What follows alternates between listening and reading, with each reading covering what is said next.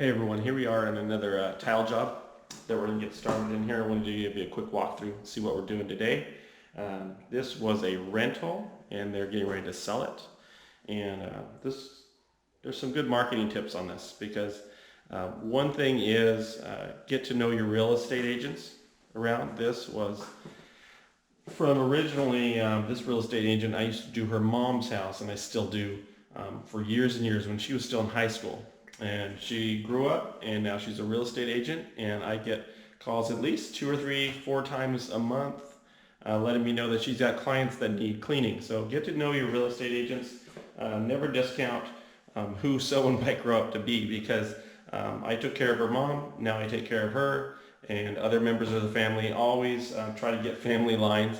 You want to do complete families of their cleaning. So just do the best job you can, so they always recommend you to whatever they need. So clients, whatever they're looking for. So, but I wanted to show you some things to watch out for on this tile job. So the one thing that is really easy to damage is a MDF baseboards. So we're going to take a look at those real quick.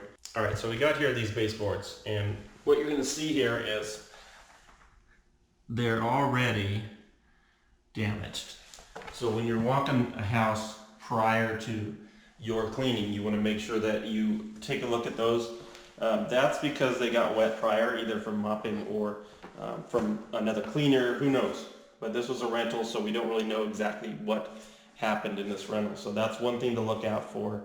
And as always, when you're walking your job, you want to look for the original color of the tile, grout, and then walk around and see what the grout looks like other places. So we're going to try to achieve that tan color that it should be.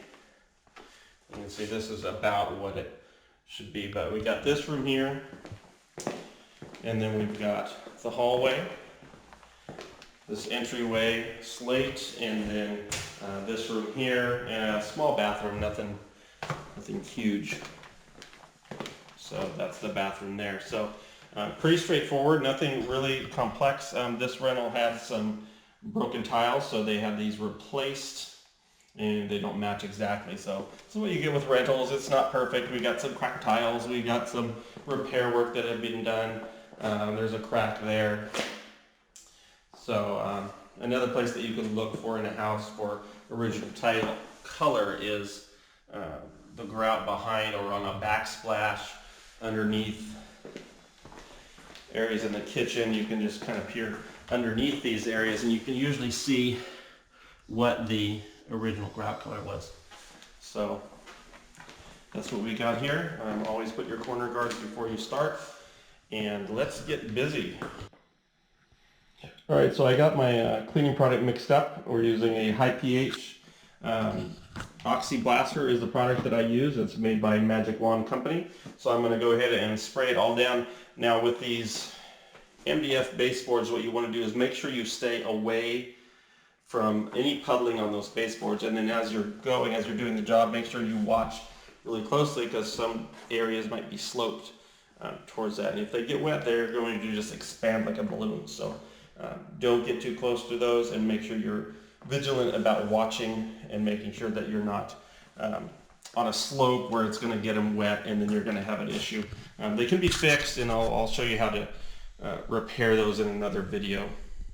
One more thing with MDF is some people, when they install it, will actually seal the base with a bead of silicone. If you get that, you have way more leeway to get those areas damp, because they're actually sealed at the bottom, so you're not going to damage them by getting a little bit of water there on that. So if you see that bead of silicone, or if it's grouted under there, grout is okay, not quite as waterproof as the silicone, but if they've siliconed it, you don't have to be as careful, but you always want to keep in mind that you just don't want to damage those areas, because there's no way to hide that. They're going to see it as soon as they walk in. What happened there? On this one, I made sure that they knew this is a problem. Just make sure they know you didn't do it. Other than that, that's about it on MDF. Just be careful when you're spraying. I wanted to show you a close-up here in the light, so you can see I'm far away from that area, so I'm a good 6 inches away from the edge of that baseboard. So that's what you want to go. And another thing, when you are spraying kitchens, it's not a problem here, but if they have stainless steel appliances, make sure you keep far, far away from the stainless steel. Tile and grout cleaners will damage stainless steel, so just stay away from them. You can always brush it in later, or put it in a towel, or just spray real close to the ground so it doesn't spray or splatter up and hit those appliances. All right, I'm gonna get started scrubbing.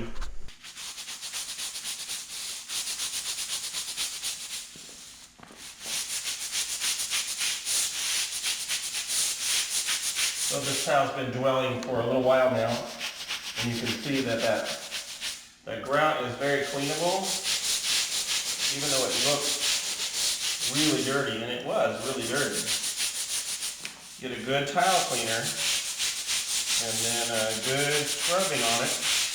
And this is the tile scrubber that I like the best, the grout brush that I like. It's not quite as stiff as some of the others, but it keeps the product on the floor rather than spraying it. Some of the really stiff grout brushes can tend to spit and spray your cleaner everywhere. So this one has a more flexible head, so it doesn't fly everywhere. So then you just want to go through all the tile, scrubbing it by hand. You can use a floor machine on bigger areas. I could use it on this area, it wouldn't be that big a deal. But I'm going to go ahead and scrub it by hand in here and see how clean we can get it before we start extracting. Oh, one more thing, if you notice that some of these, that sound,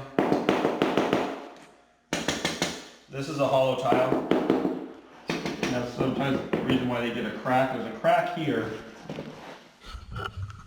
right there, and you can tell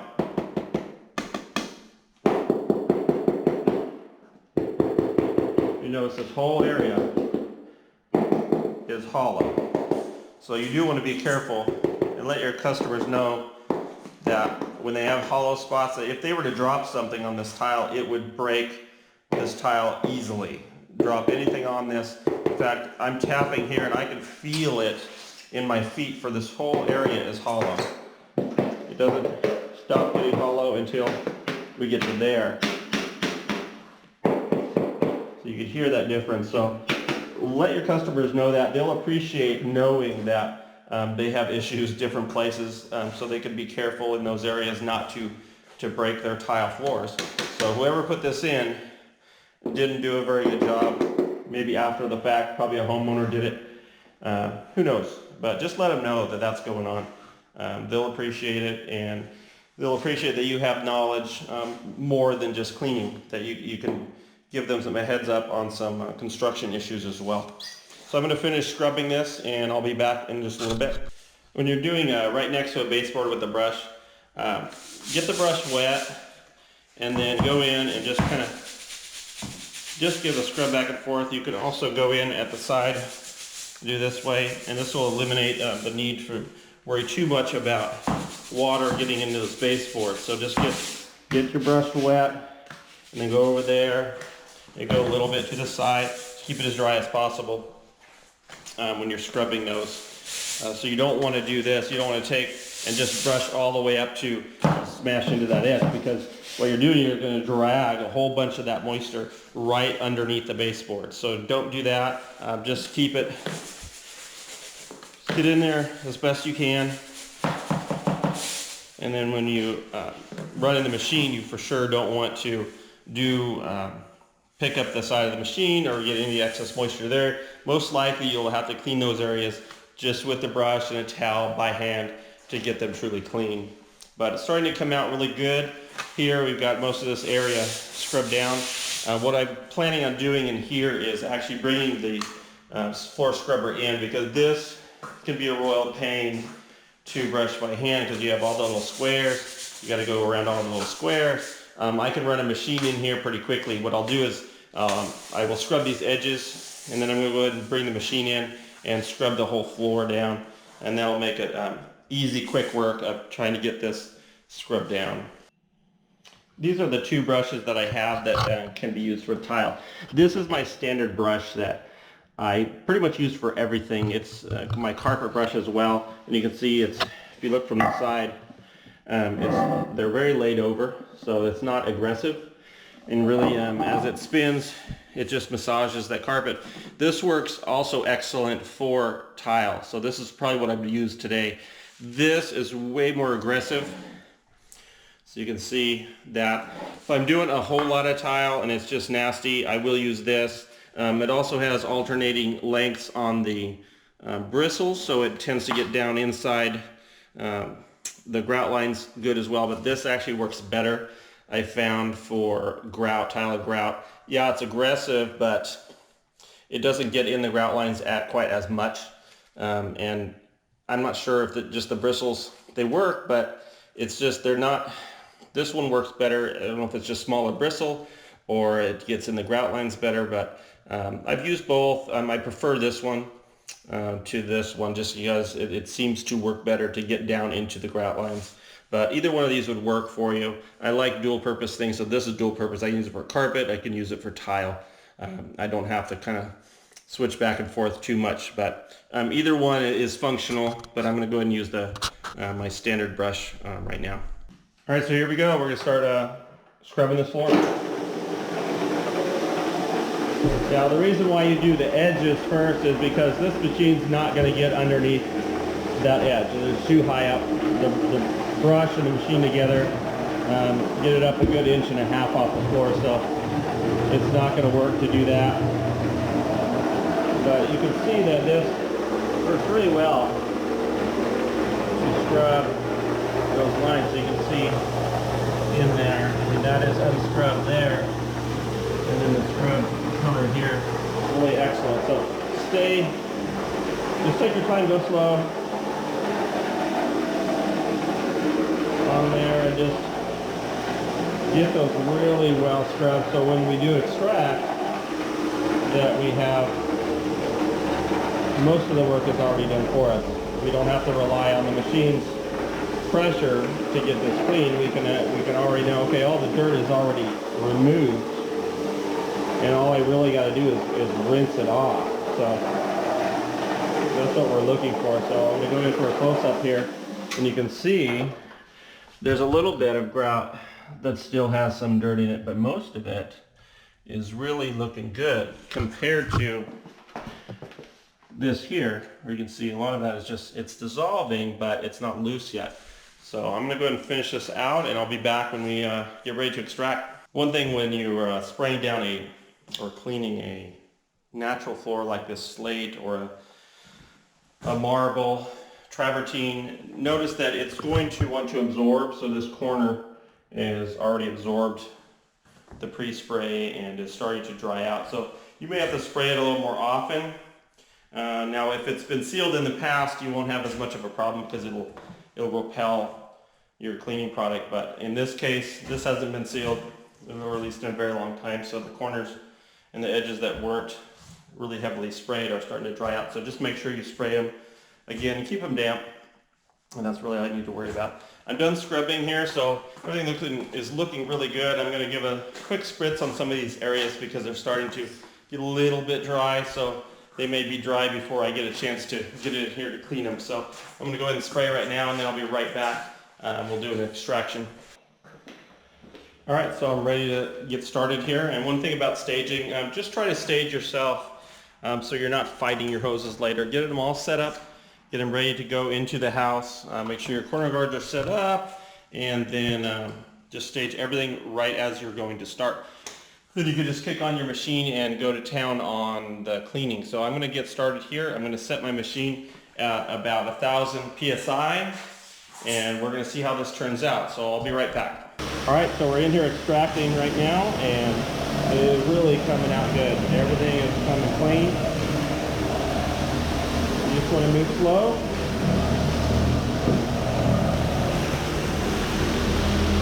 And everything looking good. Remember, this tile was looking pretty bad. Yeah, it's looking really good now. And so work your way through.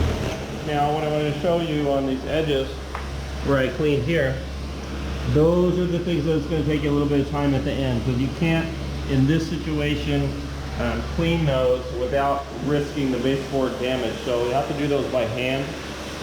So I'm going to go ahead and finish this extraction and catch up to you in a little bit.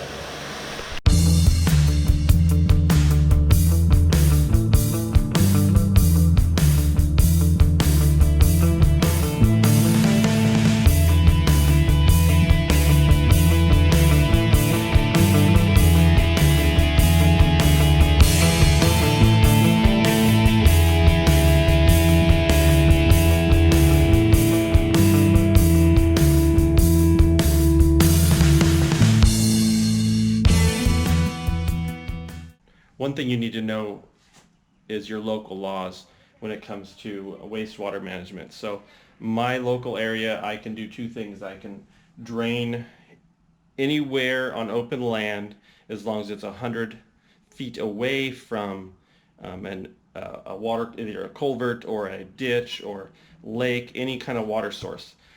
Or I can do a sanitary sewer. And this is what that looks like. So you'll have something like this. It'll have a lid on it. Looks like that. Sometimes you can find them, sometimes you can't. But I just wanted to let you guys know, be aware, just put your hose in there and drain. Be aware of your local ordinances. You don't want to get a fine. These fines are huge. They were big enough to put you out of business in some instances. So make sure just familiarize yourself with your local wastewater management. You can just give them a call. You can ask them. You can usually find the ordinance online. Just do some diligence and search for it. Figure out what you need to do. You don't want to dump in the gutter. It's illegal. You'll get a fine if anybody sees you and calls it in. So don't do that, and just do your homework on what you can and can't do in your area. One thing on how to clean tile. This is a typical 12 by 12 tile, and the way I do this is when you look at the bottom of this unit, this is going to spin. So if you notice the edges where these are at, this here and that there, the edges are where you get your most cleanability. So when you run the unit down a 12 by 12 tile, run one direction on that side. This tile, come back. Right on that grout line is where that head should be spraying. And then when you go back up, switch sides. Now the other head that's spraying is running down the opposite side of that grout line. Switch, and just do the same thing over and over again. This works really well on a 12 by 12 tile, and just work your way across as you're going. On that last one, just come straight back. On edges where carpet is, you can do this. Just give it a little bump. It usually go all the way in to the edge, because those heads usually go pretty close to the side of the unit. So that's just a tip on how I do. You can clean however you want. That's just how I prefer to do it. It seems you do a really good job of getting those grout lines totally clean.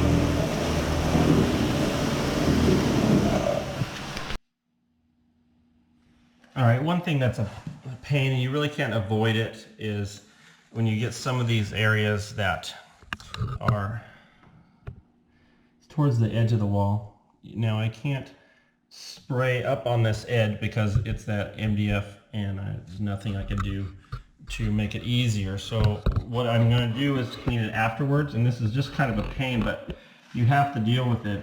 I just get a spray bottle and get some tile cleaner in it, and get your brush in there. I just take mine off the handle. Get your brush in there, do that, and then take a towel and rub it really good in there.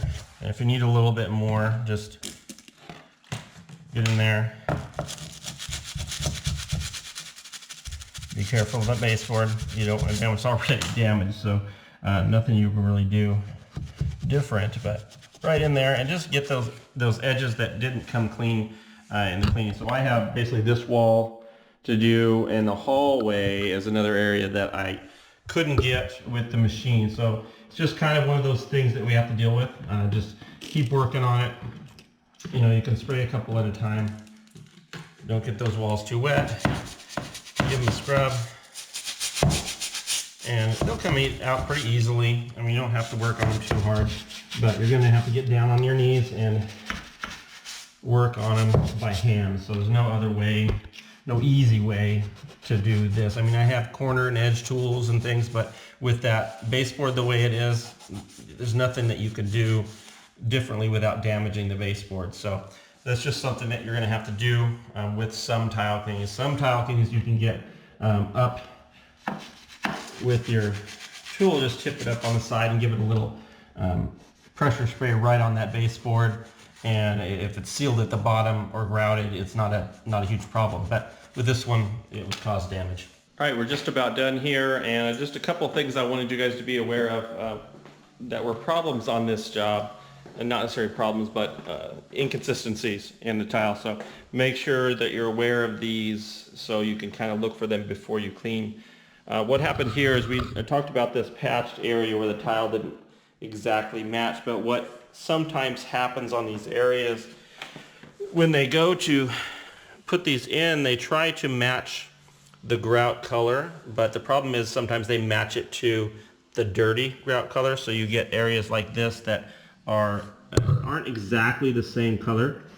So as you're cleaning, they tend to, like this one here, you can tell, and it's a little higher up, so you got a little lip there, and it's just inconsistent. So make sure that your customer knows that that's a patch and that could be a problem later. One little thing I wanted to show you in here, now where I'm at is the laundry little nook here in this house. But I wanted to show you was this grout line here. It has some buildup that did not come out with the alkaline cleaner. So what I'm going to do is I'm going to treat it with an acid. Now, most people would not do this. Most cleaners aren't going to take the time to do this. They're going to say, oh, it's just a laundry room. It's seriously, they're putting their washer and dryer in here. They're not even going to see it. But this is what sets you apart when you are doing something like this. Now just put it on here straight because I'm just doing this one little tiny area. This is what really sets you apart. When you say, you could leave it and just say, that's a permanent stain. Customer is not going to care. But you know what? You should care. This is something that reflects on you. Now, when Lindsay chalked you up or talked me up on this job and said how good of a job I do, and I leave something like this, or I just blow it off like, it's no big deal. I'm not going to clean it and just tell them it's permanent. Yeah, I could do that, but I'm not going to do that. This is something that I refuse to do. Do not compromise on the quality of your work. So do the best job every single time, better than everyone else. This is the kind of thing that sets you apart. The little things. They notice. The customers are going to notice, and not only are you doing a good job for them, you're going to be doing their neighbors and their friends for years to come because of the little things. So this is the kind of thing that you do. So treat these little spots with acid, get them to pop out, make sure it's perfectly clean when you leave. If that means cleaning the whole thing a second time with an acid, then do it. They paid you to do the job, do it right. So I just wanted to give that little item before I cut out of here. The other thing is in these areas that it was hollow under this floor, and we have some areas where the grout is cracked. So you can see that. When you're cleaning an area that has cracked tile, first of all, be careful with your pressure. You can blast those areas out if you're not careful. If you are using high pressure, just go over them quicker. Don't lag too long on those because you don't want to blast them out. And in addition, those cracked areas are going to tend to, the water that you're using is going to tend to kind of go underneath and take much longer to dry. So it can take a while to get those grout lines to be completely even. So when they're doing your final walkthrough with the customer, make sure that they know these areas that have some cracks are going to take some longer time to dry.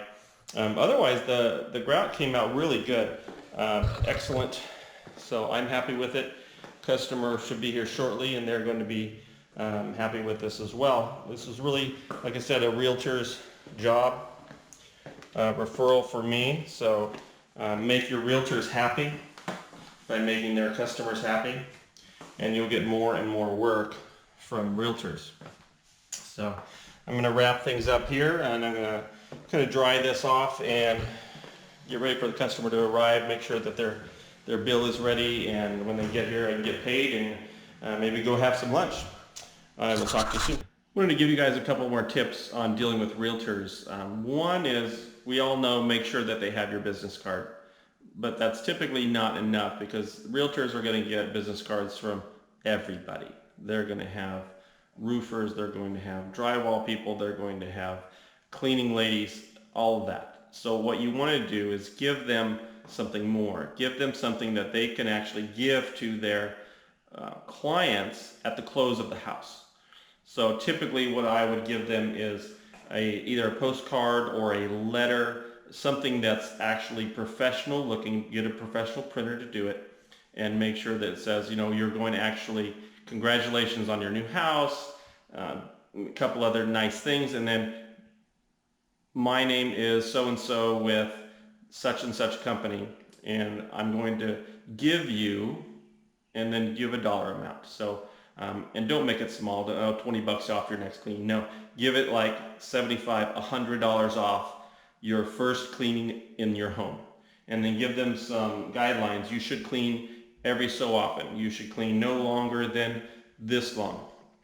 And then give them that dollar amount, so they have a tangible, something they can put away in a drawer and say, hey, you know what, in a year from now when I'm ready to clean, I've got $100 off of any cleaning I want to do. So, and it sounds like a lot, and it is. You know, you may get to the house and they say, you know what, I only need this living room clean. Can you do that?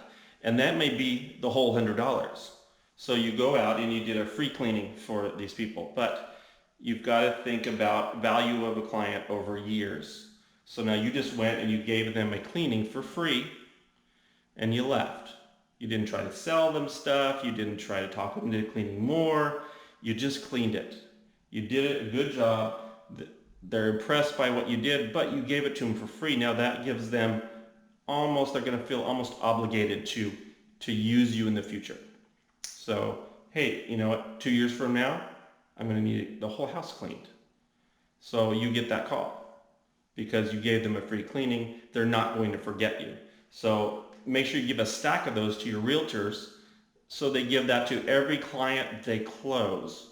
So then think about that 10 years down the road, all those $100 that you've given away, but now you have 50 new clients that you wouldn't have gotten any other way but through that realtor. Yes, you gave them free cleanings, but you also got 10, 20 years worth of repetitive cleanings. And that's what we're looking for, repetitive cleanings. We're not looking to do a client one time. We want them to come back every single year. So make sure you do that. And something else that you're going to make sure you do is, when that realtor calls you for their cleaning, I would either give it to them for free or heavily, heavily discounted. At very minimum, half off, 40% off. Give them a screaming deal, because they've given you client after client after client after client over and over and over again for years. Now they're ready to clean. Make sure that they know you appreciate it. So that above all things, you know, make sure that the realtor knows that you appreciate the referrals that you're giving them, or that they're giving you. So that's just a couple things that I would definitely do when dealing with realtors. There's more things, and we'll go over that. You know, every time I do a cleaning, I'm going to show you guys some different marketing that you can do. So if you're interested in these things, if this marketing materials, I have a printable section in the membership area of Carpet Cleaner Training. You can check that out as well. And if you have any questions or comments, put them down in the comment section. I'd be happy to answer any questions that you guys have, or even put together a video. If there's something that you're interested in learning how to do better, let me know. I'd be happy to shoot a video showing how to do a specific thing. So make sure you just post down in the comments. Let me know what you think. If you don't want to miss the future videos, just hit subscribe, hit that bell, and you'll get notified every time I put a new video out. I'm going to be putting a lot of these out this year. I'm going to get as many as I can. I'm trying to shoot 2 or 3 a week. So I may not get them out consistently 2 or 3 a week, but at least once a week you're going to get a post. And I'm just here to try to teach you guys to clean better, how to clean better, the methods, the products. I'm not sponsored by anybody, so I just want to make sure you guys know how to clean better and that you can get more business and you can make more money. So I'll see you in the next video, and I'll be back just in a few minutes to talk about price on this one.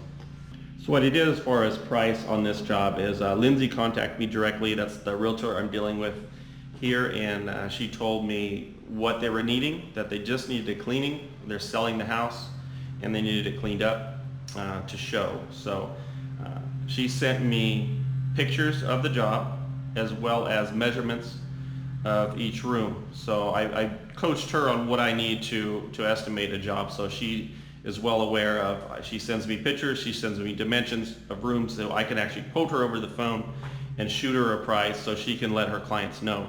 The client said, that's great, have them do it, so I'm here doing it today. What I billed for this job was $300.